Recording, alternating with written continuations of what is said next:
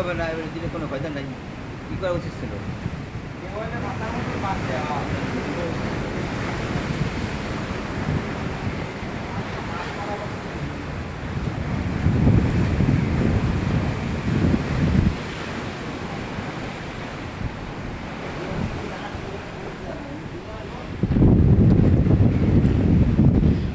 সাগর আজ খুব উত্তাল, সব ভেঙে চুরে চুরমার করে দিবে মনে হচ্ছে।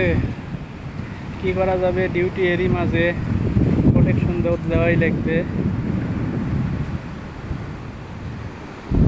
গিলাস বাঁচানোর জন্য বস্তা রাখা, পানি এসে বস্তা সরে যায়, আমরা আবার রেখে